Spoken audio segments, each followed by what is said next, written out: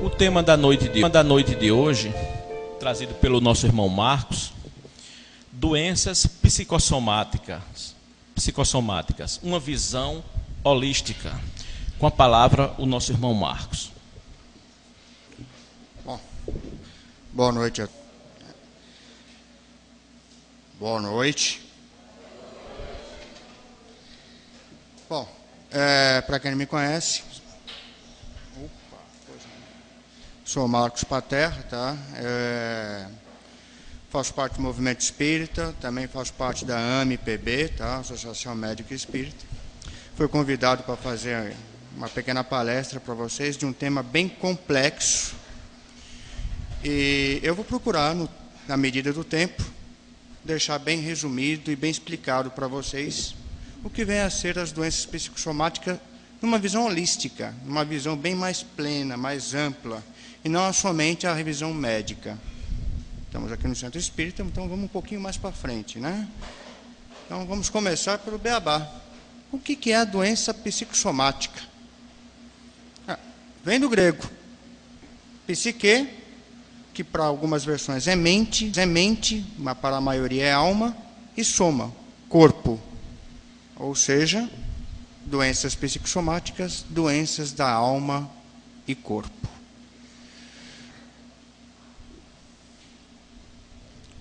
Como é que ocorrem essas doenças?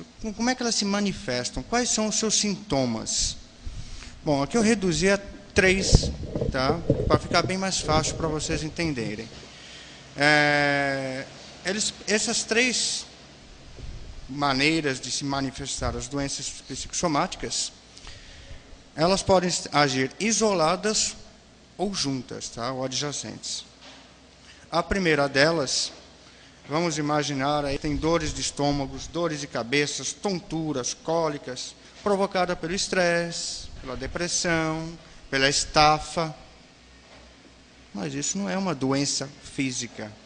Isso são doenças mentais, psicológicas. Então, começa aí o beabá do que é as doenças psicossomáticas. Aqui tem um exemplo prático. Tá? Se, por exemplo, você tiver com uma dor no peito, por se emocionar muito, uma moça muito apaixonada, ou então você levou um susto, o cachorrinho se machucou e você sentiu aquela dor no peito da emoção, mas você não tem problema coronário, você não tem doença pulmonar, portanto, o que você teve foi uma amostra do que uma doença psicossomática, na verdade, um sintoma somático, né? Em segundo lugar, tá? São os males. Eu vou ler aqui para ficar mais prático. São dores ocasionadas pelos estados, produzem males físicos ou abaixam a defesa do organismo. Aqui, um exemplo prático que eu posso colocar é uma úlcera. Tá? Muitas vezes você está ali, devido ao seu estado emocional, a maioria das pessoas que tem problema de nervoso, de estresse, de ansiedade, sabem bem o que eu estou falando. Essas pessoas normalmente têm dores no estômago, que provocam gastrite, que podem provocar a úlcera, e aí são doenças físicas ocasionadas pela mente, pelo seu estresse, pela sua mudança de pensamento. Em terceiro lugar, temos aqui um mal que você já tem físico. Você já nasceu ou adquiriu esse problema. Tá? Nesse caso, por exemplo, aqui eu estou citando hérnia, tumores, mas existem diversos problemas que você pode ter. Inclusive um corte que você fez e não cicatrizou ou está cicatrizando. Variando o seu estado emocional, você aumenta ou piora esse seu problema físico. Portanto, a doença psicossomática ela se manifesta também nesse sentido, transformando o que você já tem em algo pior. Se você tinha uma tendência a ter um câncer, a ter um tumor, você manifesta o que você era tendenciosamente a ter devido ao seu estado emocional, sua mudança psicológica de pensamentos. Aí você me pergunta, mas como é que o pensamento faz isso com o corpo? Por que isso? Bom, vamos tentar entender. Esses fenômenos, do ponto de vista fisiológico, nota-se durante os estados de excitação, medo, raiva e etc., produz-se de forma imediata uma modificação nas constantes vitais, ou seja, na pressão sanguínea, que se eleva, o ritmo respiratório que aumenta ou diminui, dependendo do que você está acontecendo com você, e produz várias secreções.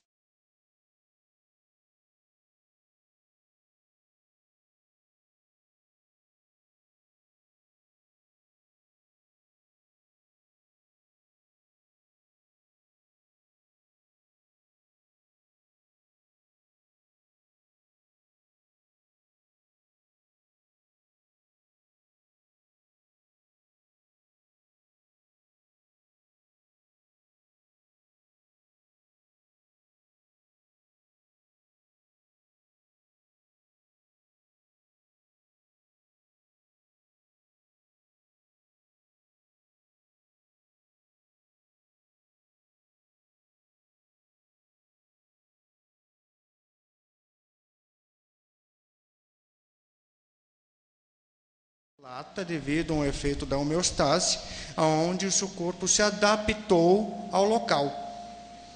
Agora imagine essa luz acendendo e apagando aí o dia todo, ou a noite toda. Você vai causar um desequilíbrio na sua homeostase, e é lógico, vai causar um desequilíbrio no seu organismo. Aí já está a semente das doenças psicossomáticas. Aqui é só uma ilustração, para vocês terem ideia, que a homeostase ela trabalha de forma parasimpática, que trabalha com o coração, com o fígado, com o rim. Seu intestino funciona, você não percebe, você não sente, você não comanda, você não chega para o seu intestino e fala, é hora de funcionar, é hora de parar. Eles funcionam independente da sua vontade. Todavia, é por efeito de homeostase também. Ou seja, se você come algo que lhe fez mal para o fígado, ele vai reagir. Portanto, ele tem uma reação a algo que você comeu. Se você pensou algo que pode lhe afetar a mudança hormonal, o fígado também vai produzir de mais ou de menos. E aí temos aí também as mudanças simpáticas, ou parasimpáticas, que já é o que você normalmente sente. Por exemplo, você toca em algo quente.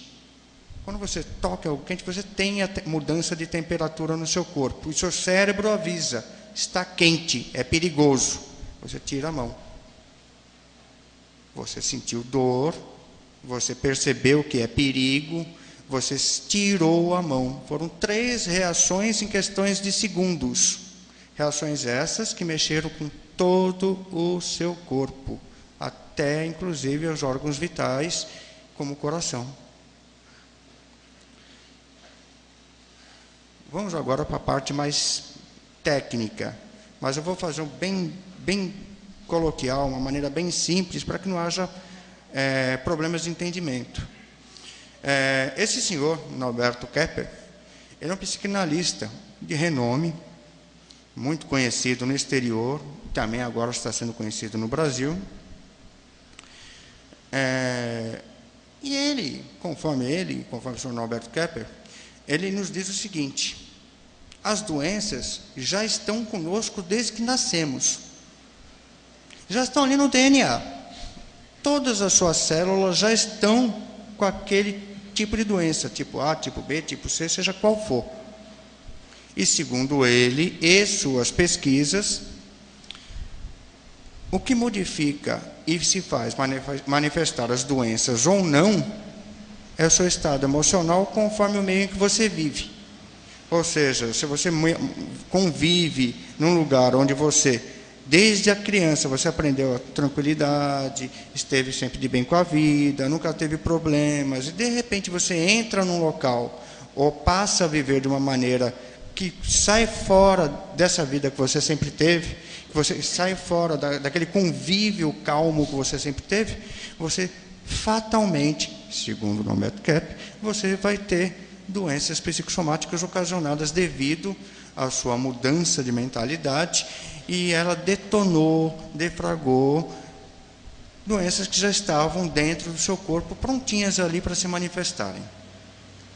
Vejam bem, eu estou falando essa parte aqui porque mais para frente vocês vão ver o elo com o espiritismo, tá? Ele é fundador e presidente, portanto, não é pouca coisa, da Sociedade de Psicanálise Integral, ou Trilogia Analítica, desde 1970. E ele desenvolve lá teorias científicas para o tratamento dessas doenças de maneiras sociais, conforme ele, né? Segundo a maneira dele declarar, são doenças ocasionadas pelo modo social em que você se vive. Ele afirma que é capaz de entregar as áreas de ciência, filosofia e da espiritualidade, até parece o espiritismo, criando um novo campo chamado psicossociopatologia. E nesse local, na Trilogia Analítica, lá em São Paulo, quem quiser pode acessar o site, está aí, ele faz pesquisas sérias, e faz cursos e tratamento para doenças psicossomáticas. Ele contratou esse senhor, Roberto Giraldo, médico infectum imunologista e psicossomatista. Quer dizer, ele uniu o útil ao agradável, doenças do sangue e derivados com doenças psicossomáticas. E esse senhor fez um teste muito interessante.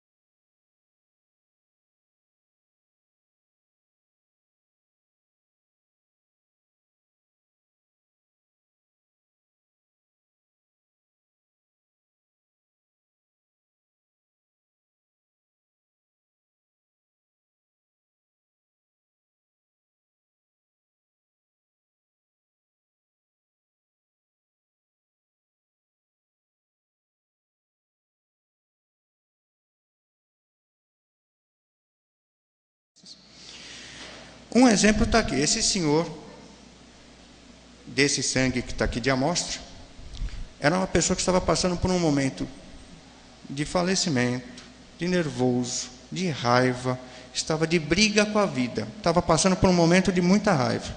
E era uma pessoa alterada psicologicamente, ou seja, uma pessoa que a gente chamaria popularmente de pavio curto. Então, passando por tudo isso, opa, lá se foi minha água. Passando por tudo isso, ele mostrou aqui, eu vou mostrar para vocês. A parte de cima, o primeiro círculo vermelho, são os glóbulos brancos. Estão ali, estão se mexendo normalmente. Desculpa, glóbulos vermelhos, estão ali se mexendo normalmente. Tá? Isso, infelizmente, eu não vou passar o filme, eu tenho o filme, mas mostra exatamente bem isso. E ali, maior, são os glóbulos brancos. Segundo ele, devido aos testes que ele fez, paralisado, quieto, sem se mexer. E do lado, temos ali, o quê? Deixa eu pegar um nome aqui, um simplasto, eu conheço como coágulo, então é um coágulo no sangue, onde o glóbulo vermelho devia ir ali, e combatê-lo, e tentar, é claro, dizimá-lo. Não fez, não foi. Então, conforme o senhor Roberto Giraldo, o estado emocional alterado faz com que os glóbulos brancos não reajam aos ataques e, portanto, as doenças se manifestam. Esse senhor, doutor Pedro Antônio Grisa, doutor em psicologia pela universidade, parapsicólogo, ele me diz o seguinte: tudo é ocasionado pela mente humana. Você nasce, vai crescendo, mas conforme a sua rotatividade social, vida em família, vida na escola quando criança, tudo isso vai formando coisas na sua mente, e conforme o seu estado emocional alterado, raiva, tristeza, alegria, manifestam-se as doenças, tá? compreende, segundo ele, as dificuldades vivenciadas pelo ser humano, como advindas de sua história de vida. Ou seja, uma pessoa com 25, 30 anos que começa a ficar diabética, começa a ficar com problemas de estresse, depressão, aparece úlcera, aparece câncer, aparece tumores, seja lá o que for que vocês interpretem que esteja aparecendo. Segundo ele, Dr. Pedro Antônio Guisa, isso foi plantado ali, desde a sua infância, desde quando você era nenezinho, foi crescendo, o ambiente em sua volta, as pessoas que você teve contato, fizeram com que essas doenças surgissem. Fundou em Curitiba o Instituto de Parapsicologia e Potencial Psíquico. Trata também de doenças psicossomáticas sobre essa vertente. Puxa vida, mas eu já sei que isso acontece comigo. O que eu penso faz comigo. Será que o que eu penso faz com você ou com você? Será que o meu pensamento pode alterar, além de mim, outra pessoa? Olha o danado do senhor Masaru Emoto. É bom que eu deixe bem claro que esse senhor é um fotógrafo, não é formado, não é pesquisador, não é cientista. Ele simplesmente é um senhor fotógrafo que fez um teste. Começou a fazer alguns testes, começou a pesquisar, é um autodidata. E de repente ele descobriu umas coisas interessantes. E eu devo afirmar aqui, tá? Muitas pessoas afirmam que ele é uma farsa, principalmente, eu vou contar depois por quê, e outros lutam para provar que ele diz a verdade. E nessa briga de cientistas ninguém diz nada, nem se que é mentira, nem que é verdade. Não se existe prova contrária, mas também não há afirmações que possam comprovar o que ele vai dizer agora. E o que ele diz? O que esse senhor japonês nos diz? Ele nos diz que ele catou cristais de água e congelou. Bom, aí ele começou a fazer testes. Ele catou, por exemplo, um cristal, um vasilhame com cristal, colocou uma etiqueta ali: meditação. Do lado, oração. E as pessoas passavam e liam. Algumas simplesmente liam a palavra meditar, orar. Outras paravam e oravam. Algumas meditavam. E aí ele fotografou novamente. Mudou bastante. Aí ele mudou. Falou, não, isso aqui deve acontecer normalmente, né? Ele não é cientista, não conhece água, não conhece cristais. Congelou de novo e escreveu ali uma coisa do tipo amor, paixão, afeição. E as pessoas ali paravam, ou simplesmente liam, ou começavam a pensar nos seus entes queridos, em quem ele ama, quem tem paixão, por quem se emocionam. E aí ele fotografou novamente. Já não ficou nem dourado, nem brilhoso, ficou prateado, uma outra forma de brilho. Aí ele fez um terceiro teste. Ele colocou raiva, ódio, detesto. E as pessoas paravam, simplesmente liam. Outros pensavam em quem tinha ódio, de quem tinham raiva, de quem detestavam.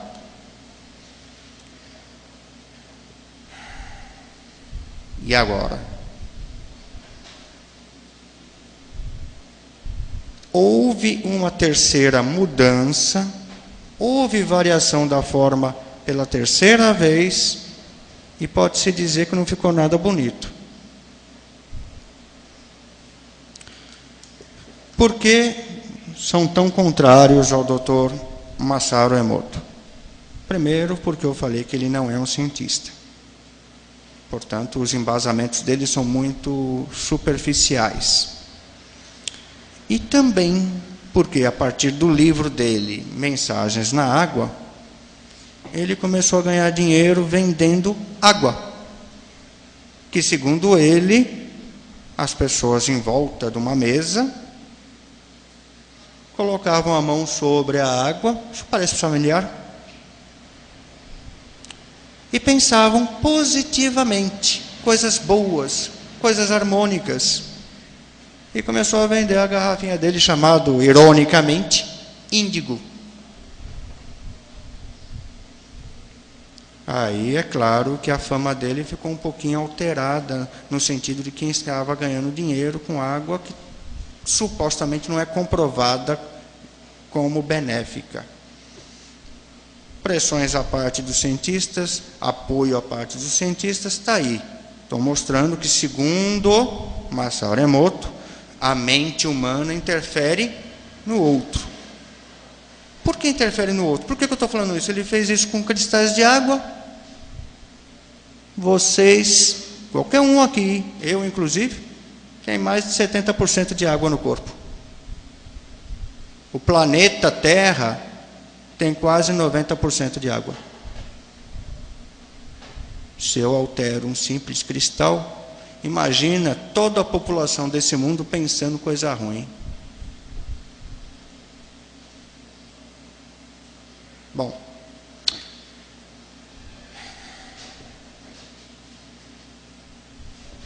aqui eu vou entrar numa outra parte. Estou saindo agora da parte biológica, estou saindo da parte explicitamente cérebro. E vamos entrar aqui numa das vertentes, tá? As doenças psicossomáticas têm várias vertentes, várias teorias. Eu, particularmente, eu sigo a teoria da filosofia da mente, ou para alguns, psicologia cognitiva, que é nada mais do que o poder da fala. Então aqui eu vou começar por Ferdinand de Saussure, ou Saussure, depende de como você aprendeu. Um senhor lá do século XIX, 1913 ele faleceu, era um filósofo suíço, e ele é praticamente pai da simbologia, da decifração dos signos, a pessoa, um gênio para interpretar e modificar as palavras. E ele lançou uma teoria dessa que, diga-se de passagem, mexe muito, de que a maneira que você fala, a maneira que você induz, o tom que você fala, você pode influenciar o outro. Como influenciar? Ora, influenciando sua mente, sua forma de pensar. E isso, segundo o senhor Ferdinand, vai acontecendo aos poucos, é cultura, vai se formando os paradigmas. Então é coisa que vem desde muito antes dele. Eu vou exemplificar o que eu estou tentando lhe explicar, para que vocês entendam. Ele, por exemplo, ele dizia o seguinte: se alguém chega para um senhor, fala, você é negro. Hoje, a maioria das pessoas não entendem que você pode estar fazendo uma ofensa, principalmente quando você está num contexto diferente. Você não conseguiu fazer isso porque você é negro. Você não conseguiu chegar até ali porque você é negro. Então você está implicitamente desvalorizando uma cor, uma raça, uma pessoa. E culturalmente, segundo esse senhor, a pessoa vai se acostumando a isso, vai se tornando a isso. Então quando você grita, e o outro também, então acaba se tornando um dito popular. Você não conseguiu porque você é negro. Puxa, é verdade, amanhã eu nasço branco. E tudo leva na brincadeira, mas a mente já foi alterada. Você já modificou sua forma de pensar. E você já foi reduzido a o quê? A um nordestino? Quantos aqui não vão em locais fora do Nordeste? Não vou ditar locais, porque existem muitos. Mas sempre tem aquele danado que vira para você e fala, vixe, mais um nordestino aqui. Ofende, não ofende? Mexeu com os brios. Te alterou a mente, te deixou com raiva, lhe fez mudar o seu foco de pensamento, você se sentiu humilhado. Olha lá a homeostase já funcionando. Olha lá a sua cabeça já fazendo alterar seu rim, seu fígado, seu coração, seus modos de agir, pensar e falar. É nesse ponto que eu estou tentando chegar. Eu sou mais inteligente. Isso quer dizer que você é o quê? São linguagens subliminares. São maneiras de você coagir ou fazer o outro sentir-se e acostumar ao modo de se sentir inferior. Ou de você se sentir superior e manter essa pose, vamos dizer assim. Então, isso tudo eu estou batendo no tecla. Eu estou falando você, eu sou mais inteligente, altera a minha mentalidade. Altera, a minha homeostase também funciona dessa maneira. Então, eu estou fazendo mal a você e a mim. Portanto, será que eu estou denegrindo alguém? Estou denegrindo a imagem? Puxa vida, denegrir, estou tornando negro? O que tem se tornar negro? Mas pouca gente pensa nisso, né? Já está na cultura, conforme diz Ferdinand Saussure. Esse senhor, Gilberto Reilly, ou Reilly, é um filósofo inglês.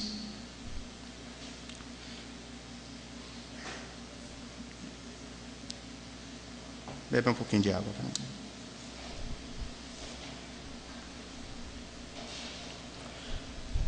Ao longo dos séculos, isso é a fala dele, tá? Ao longo dos séculos, nossa cultura teria gerado equivocadamente, olha lá o Saussure ali atrás, 2 tipos de vocabulário.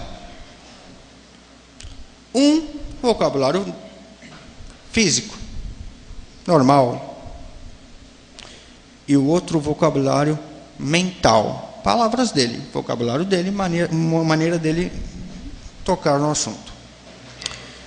Os dois falam exatamente a mesma coisa, mas o seu emprego errôneo leva a crer que o físico e o mental são as 2 substâncias diferentes, incompatíveis. O que eu estou tentando falar com isso? Vamos ver se eu consigo explicar. Por exemplo, quando dizemos minha mente está cansada de tanto estudar, de tanto ler, aqui pode ser que alguns, ou talvez até uma grande maioria, falam, não, eu, enquanto leio, não me sinto cansado.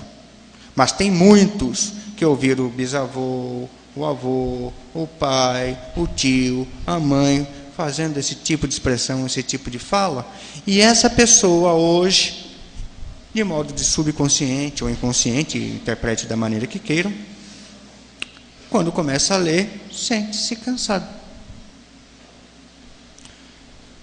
Vou dar outro exemplo.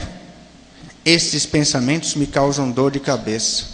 Puxa vida, quantas vezes a pessoa, às vezes, está discute às vezes com o namorado, discute às vezes com a mãe, e depois fica se remoendo, pensando naquilo que está acontecendo, naquilo que fez ou que deixou de fazer. E aí vem a dor de cabeça. Será que não é porque não estava já implícito que os pensamentos, seja ele qual for, de repente estou aí direcionando para uma raiva, já não estão ali implantados, a sua maneira de pensar já está ali de modo subliminar, colocada para você reagir. Bom, vamos lá. Eu vou dar um exemplo aqui para fazer a leitura. Minha mente está cansada de tanto estudar, ou esses pensamentos me causam dor de cabeça. Estaríamos assim alimentando tal ilusão, pois essas são expressões que implicitamente se referem à mente, como uma coisa ou uma substância concebível como algo separado do corpo.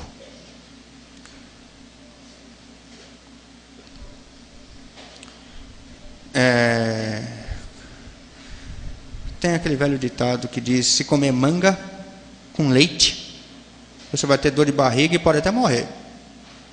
Quantos já não ouviram isso? Isso é uma crença popular. Mas quantos não passaram mal e tiveram diarreia por algo que hoje é vitamina vendida em qualquer local, em qualquer dessas lanchonetes? Mas até meu avô, pelo menos, ele mesmo ia correndo para o banheiro só em experimentar um negócio desse.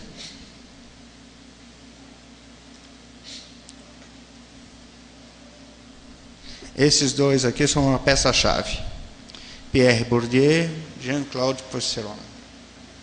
Eles falaram uma coisa na década de 70 que virou o mundo, mas o mundo não quis olhar. Violência simbólica. O que é a violência simbólica? Segundo Pierre Bourdieu, tudo que disse os antecessores, o Fernand Saussure, o Haley, somado a imagem e som. Mídia, propaganda. Eu vou tentar exemplificar. Você, por exemplo, vai ver essas cenas que eu vou passar. Rapaz bebendo.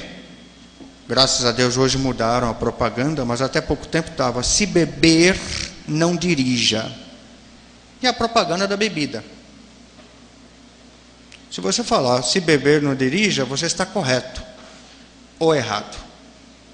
Eu estou falando para você: beba e não dirija. Vai lá, pode encher a cara, mas não bebe não. Por isso que hoje a propaganda, com esse olhar, mudou. Se for dirigir, não beba.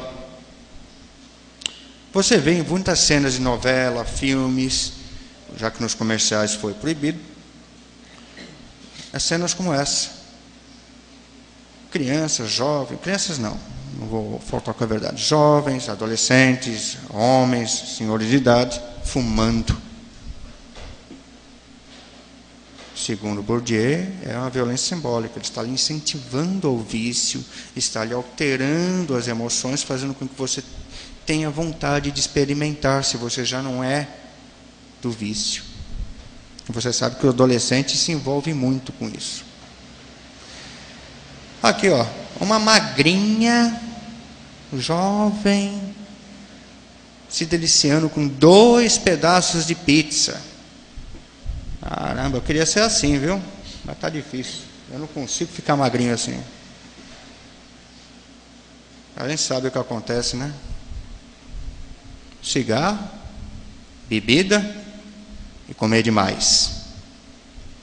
Portanto, segundo Bourdieu, Pierre Bourdieu, existe uma violência simbólica na mídia, muito antes da década de 70, mas em 70 foi que, segundo ele, começou a crises mais profundas e manteve-se, onde passamos a assistir, e hoje a gente sabe isso de monte, a gente vê os BBBs da vida, a gente vê novelas aí com sexo à vontade, a gente vê aí pessoas roubando e se dando bem, pessoas fazendo maledicências e no final da novela ficando boazinhas. São todas induções, maneiras que lhe formam o pensar, porque nós estamos aqui conversando em adultos, mas o adolescente, a criança que gosta de ver a novela, aquele menininho que largou o videogame que já está viciado e vai lá ver a novela das 6 junto com a mãe, depois assiste das 7, assiste das 9, acaba assistindo a 11, das 11 que é proibida e fica. Está ali, ó. Mas não cabe a mim criticar a mídia, cabe a mim mostrar o que Bourdieu falou. Falou isso porque altera a sua mente. Se você está ali mudando o seu pensamento para viciar num cigarro, para comer uma pizza, você está alterando o seu modo de pensar, e a homeostase, que eu disse lá no comecinho, está funcionando. Você começou a salivar, e deu vontade de comer, aquela propaganda da pizza, aliás, lembrou também um refrigerante. Teve até uma época que usavam esse tipo de linguagem subliminar, né? Pizza só com tal refrigerante. E assim vai.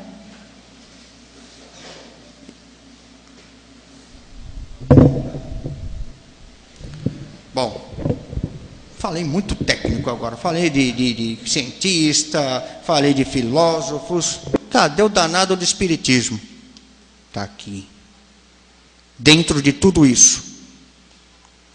No Espiritismo, a capacidade do pensamento em atrair para si ou projetar para o outro, que foi tudo que eu falei, coisas boas ou ruins, tem o nome de psicosfera, que vem do grego psique e saira, que quer dizer atmosfera psíquica, campo de radiação do perispírito que se exterioriza em redor do próprio organismo físico. Como vocês podem ver pela foto, seria o corpo, e em volta do corpo, a psicosfera. Então, em volta de você, você tem a psicosfera, que conforme o seu pensamento, você atraia dos outros ou espelhe. E é essa psicosfera que, através do pensamento do outro, lhe interfere. Vamos aí para Emmanuel, no livro Domínios da Mediunidade. Cada criatura, com os sentimentos que lhe caracterizam a vida íntima, emite raios específicos e vive na onda espiritual com que se identifica. Pode-se dizer aí que a gente lembra, num sentido bem figurado, as tribos de jovens. Eu vou ser daquela tribo, eu vou ser aquele que anda só de short vermelho, eu vou ser aquele que só anda de camisa azul, eu vou ser aquele que raspa a careca, eu vou ser aquele que só raspa a metade do cabelo. É assim que funciona. A quem o seu perispírito se afina, atrai aqueles à sua volta em termos de psicosfera. Resumindo bem claramente, conforme o que você pensa de bom, os pensamentos bons das pessoas em volta se moldam, vão fazendo parte da sua psicosfera. Se você tem pensamentos ruins, pensamentos maléficos, os pensamentos em sua volta de pessoas que têm esse mesmo tipo de pensamento fazem a sintonia. Vamos mais para frente. Mas eu estou voltando aqui só para você entender uma coisa. Eu falei aqui campo de radiação do perispírito. Então vamos para o perispírito, que é aqui que é a raiz. Vamos ao senhor mestre Kardec. Mestre literalmente, porque era pedagogo, e o pedagogo lá na França. Diz que, além do corpo, ou invólucro material, o espírito encarnado tem um segundo envoltório, semimaterial, que o une ao primeiro. Ou seja, dentro do nosso corpo tem outro, que é chamado de perispírito. Isso está ali no livro dos Médiuns, no item 3, capítulo 1. Mas aí alguns podem me perguntar, para que serve esse danado desse perispírito? O que é isso? Aqui eu acho que a maioria sabe, né? Todo mundo aqui é espírita, mas eu, como sou meio teimoso, vou tentar esclarecer. Enquanto estamos vivendo no mundo carnal, nele, no perispírito, armazenamos todas as nossas experiências e aprendizagem. Ou seja, é nele que ficam tudo o que fazemos, pensamos e agimos. Quando o corpo físico morre, o perispírito se solta do corpo e passa a ser o único corpo do espírito. Portanto, para onde o espírito for, ele carrega com ele dores, mágoas, pensamentos negativos, pensamentos benéficos, carrega com ele todas as suas marcas, tudo que você fez enquanto encarnado. Então, tem gente aí que vai penar e tem gente que vai se beneficiar. Vamos continuar. O tempo está passando e o assunto é bom e longo. Os desequilíbrios consumados ficam gravados.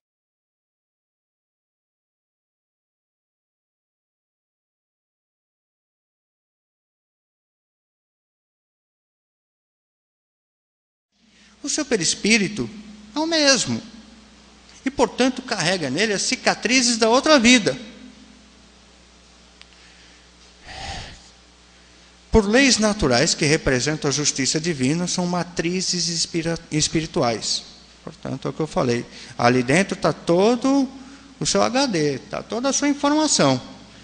E, vamos lá, estas materializações, ou esta materialização no corpo, vem em forma de doenças.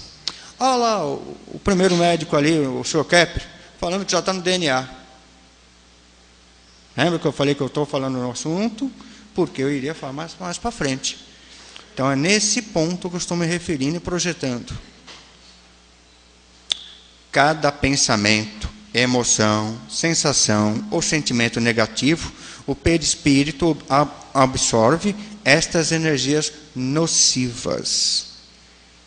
No livro Domínios da Mediunidade, fica assim: assim como o corpo físico pode ingerir alimentos venenosos que lhe intoxicam os tecidos, também o organismo perispiritual absorve elementos que lhe degradam, como reflexos sobre as células materiais.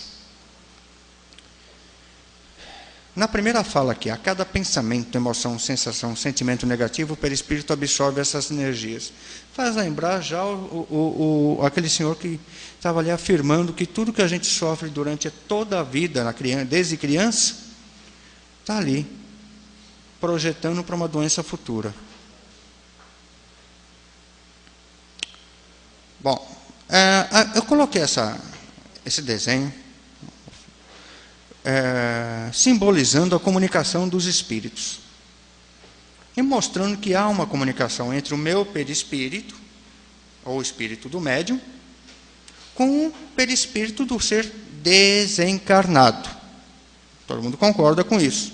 Então, existe essa comunicação. Lembrando da psicosfera, o ser aqui invisível que vai se aproximar, será que ele vai querer se comunicar ou ele vai querer outra coisa? Vamos falar de vampirismo? Puxa, de doença psicossomática chegar a vampirismo? Pois é, né?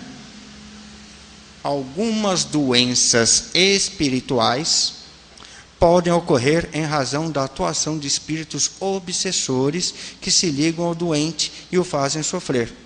Lembrando, já no slide anterior, se você tem uma doença no seu perispírito e conforme as suas atitudes nesse encarne, ela vai se manifestar. E é lógico, vai se tonificar porque você está com afinidade. No Conde Drácula, no vampiro. Uma pessoa pode, em razão do seu comportamento mal, atrair perto de si espíritos da mesma vibração. Isso é uma afirmação.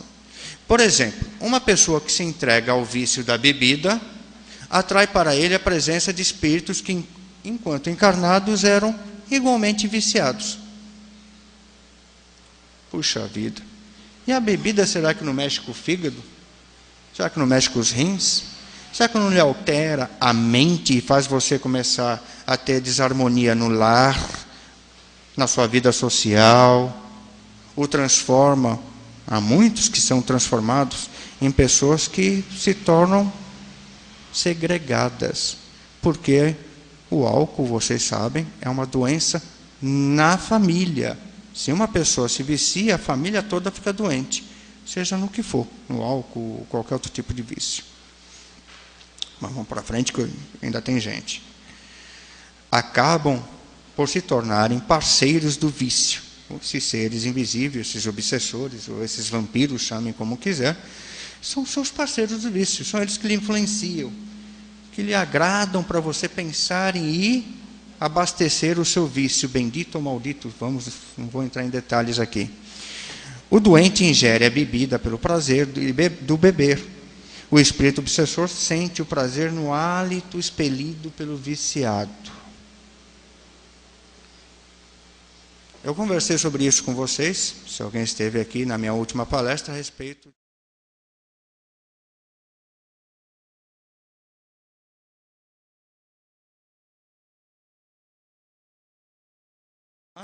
Porque os pensamentos do rapaz aí estão na bebedinha. E é lógico que o obsessor está ali se aproveitando e instigando cada vez mais. O processo obsessivo é isso, claro e absoluto. E está mexendo com a sua mente. Mexeu com a sua mente, você teve reações. Mexeu com as suas reações, lembramos o quê? Doenças psicossomáticas. André Luiz afirma que, se a mente encarnada não conseguiu ainda disciplinar e dominar suas emoções, que alimentam ódio, inveja, ideias de vingança, ela estará em sintonia com os irmãos do plano espiritual, que emitirão fluidos maléficos para impregnar o perispírito do encarnado, intoxicando-o com essas emissões mentais e podendo levá-lo até a doença. Bati na tecla de novo. Rodei, cheguei nas doenças novamente. Vamos sair daqui dos livros normais, de Chico Xavier, da codificação, e vamos falar de um pesquisador conceituado do movimento espírita, um cientista de maior escalão, não sei se poucos talvez não conheçam, o senhor doutor Jorge André, faz vários livros, é uma pessoa de renome, e ele nos afirma, tá, que pensamentos, emoções e sentimentos harmoniosos contribuem para a manutenção do equilíbrio e saúde física, mental e espiritual do ser humano. Ponto. O contrário gera profundas disfunções e distonias causadoras de desequilíbrios, doenças, enfermidades reversíveis ou reversíveis, podendo contribuir significativamente para a instalação de um processo eu estou prejudicando o meu próprio corpo, ou hetero-obsessivo. Isso foi um brinde de ouro do senhor doutor Jorge André. E agora? Puxa vida, eu já vi como eu posso prejudicar o outro e prejudicar a mim mesmo. E já dei as pistas de como eu posso ajudar. E vamos tentar mostrar. Dr. Bernard Grady, bioquímico e pesquisador de geriatria, fez várias pesquisas, fez um trabalho genioso, tá? Onde ele, inclusive, ele ganhou um prêmio da Fundação CIBA, uma fundação científica, fundada por um grande laboratório farmacêutico. E que teste é esse que está envolvendo espiritismo, que está envolvendo perispírito, que está envolvendo doenças psicossomáticas? Numa experiência, Grady pegou 48 ratos que foram submetidos a uma pequena cirurgia e separados em 3 grupos.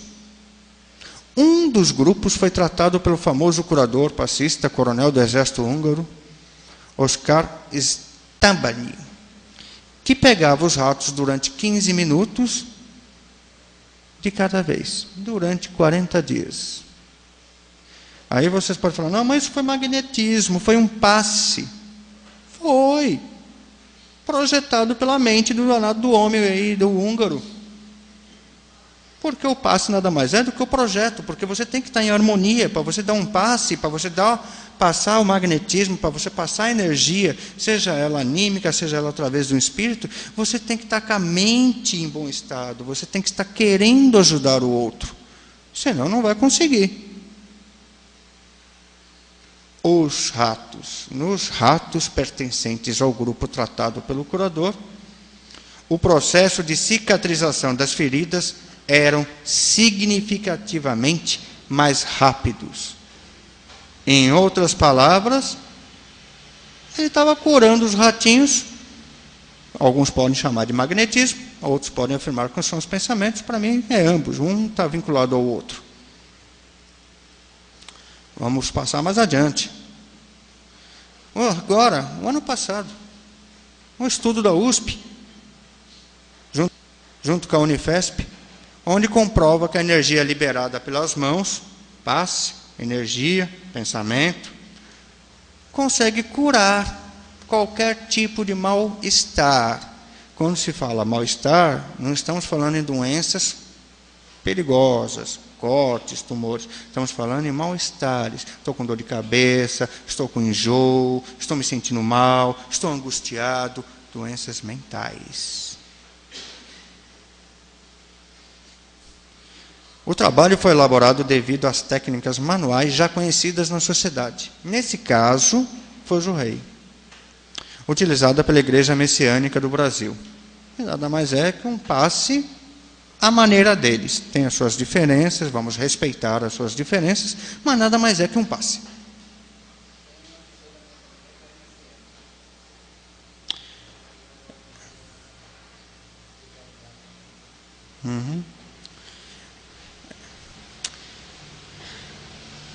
Messiânica do Brasil. E, ao mesmo tempo, semelhante às religiões como o Espiritismo, que é a prática do passe.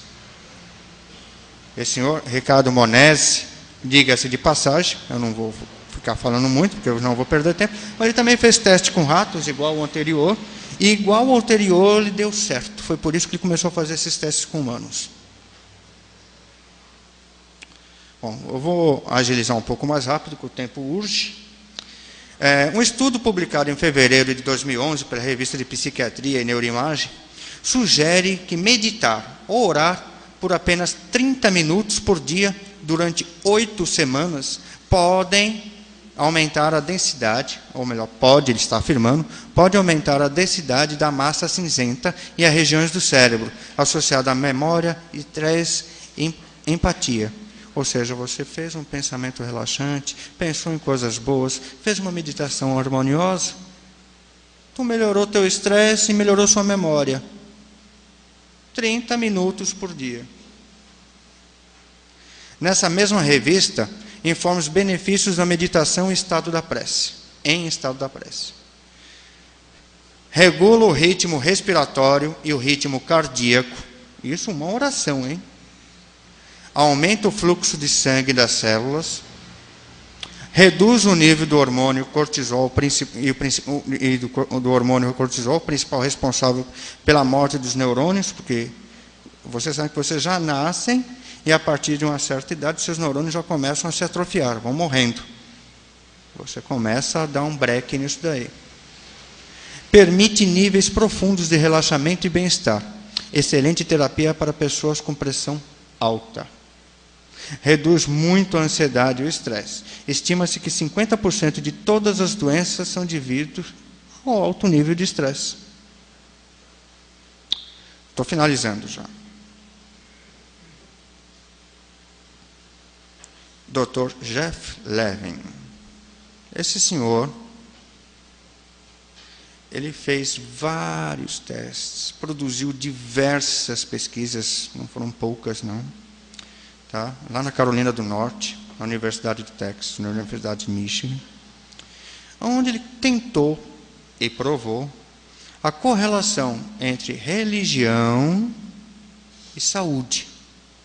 Então, eu não estou falando aqui em espiritismo, não estou falando nada espiritualista, estou falando na fé. O poder que você tem na fé. Então, não vamos colocar nomes em bois errados. O que ele descobriu? Vamos lá. Realizou estudos científicos de como fatores espirituais previnem a incidência de enfermidades em determinadas regiões e a mortalidade. E promovem a saúde e o bem-estar, estabelecendo o relacionamento existente entre a ciência, medicina e espiritualidade. Ou seja, ele fez diversos testes, pesquisas bem fundamentadas para provar que existe um elo entre ciência, medicina e espiritualidade. Mas o que esse homem fez de tão importante? Entre vários exemplos, o mais prático para esse tema que eu coloquei, está aqui, ó. Ele pegou pacientes internados na UTI coronariana e, por meio de estudo duplo cego, ou seja, quem fazia as orações e quem recebia, um não sabia do outro. Foram colocados fichinhas com o nome dos pacientes e pediu para um grupo lá eles chamam de videntes, né, ou médiums, rezarem em pró aquelas pessoas ali sorteadas, E as pessoas que estavam lá do outro lado, internadas, acamadas, não sabiam o que estava acontecendo. Não tinham ideia de se estava havendo oração, para quem que é que estava sendo feita a oração. Esse é o teste duplo cego, para quem não conhece. O resultado do teste. O grupo que recebeu a prece por 28 dias obteve melhoras dos quadros médicos em relação aos que não receberam. Previsível, né? Se nos ratinhos deu certo, por que não ia dar certo com o humano? Mas ele não é espírita.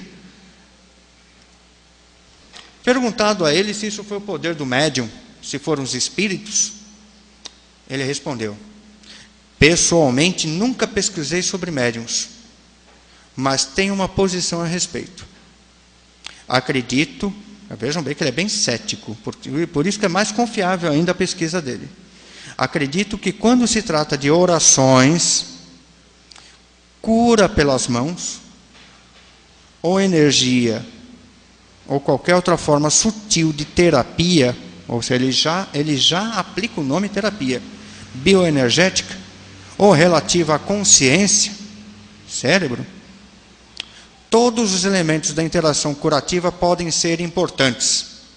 Em outras palavras, as habilidades, características e intenções. Eu quis ajudar, eu quis orar por ele para que ele melhorasse. A minha vontade que houvesse uma melhora, para que a pesquisa desse certo, fez que acontecesse. Tudo isso, subliminarmente, está dito aqui. Eu já estou lembrando do Sartori de novo. Me perdi aqui.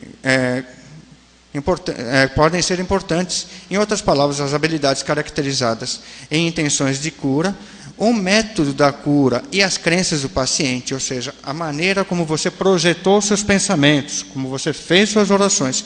E o paciente, se é religioso, se ele tem fé, se ele tem uma crença, isso é outra pesquisa que ele fez também, que eu posso trazer um dia para vocês. Tudo isso pode entrar no jogo até certo ponto. É lógico que se a pessoa está terminal, não está terminal. Mas pode variar de acordo com a situação. Senhores, ganhei meu tempo. E também falo obrigado. Obrigado, gente.